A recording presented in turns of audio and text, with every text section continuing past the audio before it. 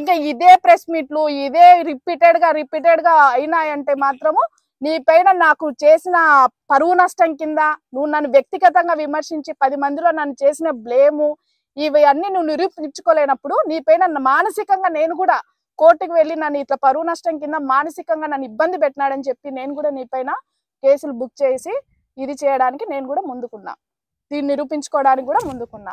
ఇప్పటికైనా నీ సేల్ డీడ్ని మాత్రం నువ్వు క్యాన్సిల్ చేసుకొని రియలైజ్ అయ్యి నోరు మూసుకొని వృత్తి నువ్వు కాపాడుకో, నీ వృత్తి నీ డాక్టర్ వృత్తి కాపాడుకో. నువ్వు చేసిన ఫోర్జరీలు, నువ్వు చేసిన అక్రమాలు, నువ్వు చేసిన కబ్జాలు, నీ బామర్ది నువ్వు చేసినవి నంద్యాల తాలూకాలో అందరికీ తెలుసు. ఒక్కసారి నువ్వు టైం మరి నేను నిరూపిస్తా, నీ బావ చిట్టా నీ చిట్టా నేను తీస్తా. ఒక్కసారి చాలు. ఎక్కడి నుంచి వచ్చినాయి మీకు 1000 కోట్ల ఆస్తులు మేము చూస్తాం.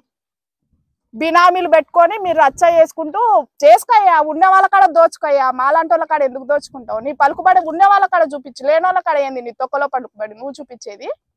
నా ల్యాండ్ మీద నువ్వు చూపించేది? నేను మధ్యన ఏమన్నా తీసుకున్నానా? స్వాతంత్రం రాకముందు నా భూమి అయ్యేది. స్వతంత్రం భారతదేశంలో స్వతంత్రం రాకముందు వచ్చింది నాకు ఇది 1956 నుంచి. అంటే మాకు 56లో వస్తే మాకు రాసిచ్చిన వాళ్ళకి ఎప్పుడు వచ్చిండాలా? 1935లో వచ్చిండాలా.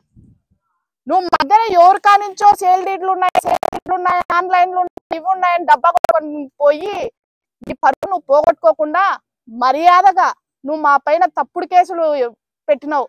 అది నిజమా అవాస్తవాలా నేను అడుగుతున్నా. ఈ రోజు శ్రావణి కబ్జా చేసిందన్నావు, ఒక ప్రూఫ్ ఏమన్నా ఉందా? శ్రావణి చుట్టూ 20 మంది రౌడీలు ఉన్నారన్నావు, ఆ ప్రూఫ్ ఏమందన్నా?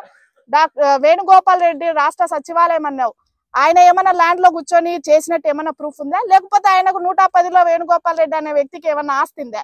ఇవన్నీ నువ్వు నిరూపిస్తావా? అవి నిరూపిస్తేనే కదా ఆ కేసుకి వాల్యూ ఉండేది. ఇవేమి నిరూపించుకోకుండా నీ స్థాయిని, నీ డాక్టర్ వృత్తిని ఎందుకు బజార్ పాలు చేసుకుంటానో నేను ఒకటే అడుగుతా. నీ భార్య పేరు మీద 1 ఎకరా 53 సెంట్లు ఇదే 110లో దొంగ డాక్యుమెంట్ క్రియేట్ చేసి నువ్వు చేసుకున్నావు. కానీ ఏ రోజే కానీ నేను నీ భార్య పేరు ఎత్తలేదు, ప్రెస్ మీట్ లో కానీ పేపర్లో కానీ ఏ రోజు ఎత్తలే. ఎంతున్నా నిన్ను ఫైట్ చేసిన, కానీ ఒక ఆడపిల్ల నన్ను తెలుసుకోకుండా వ్యక్తిగతంగా నువ్వు నన్ను విమర్శించినావు. ఈ రోజు నుంచి చెప్తున్నా, నిన్ను, నీ కొడుకును, నీ భార్యను అందరినీ దోషుల్లాగా కోర్టు ముందర వీళ్ళు పెద్ద క్రిమినల్స్ అని ఫోటోంటి కాదని చెప్పి కూర్చోబెట్టకపోతే నా పేరు కత్తి శ్రావణి రెడ్డే కాదని చెప్పి ఈ ప్రెస్ ద్వారా నేను తెలియజేస్తున్నా. ఇప్పటికి కూడా చెప్తానా, ఈ క్షణంలో కూడా చెప్తున్నా, ఇప్పటికైనా నువ్వు తెలుసుకొని నీ సేల్ డీడ్ డాక్యుమెంట్ క్యాన్సిల్ చేసుకోవడమా, లేదు మా వాళ్ళు అమ్మినట్టు నువ్వు నిరూపించడమా జరిగితే ఈ శ్రావణి అనే వ్యక్తి ఖచ్చితంగా ఈ సైట్ లో నుంచి వెళ్ళిపోతాడు. నువ్వు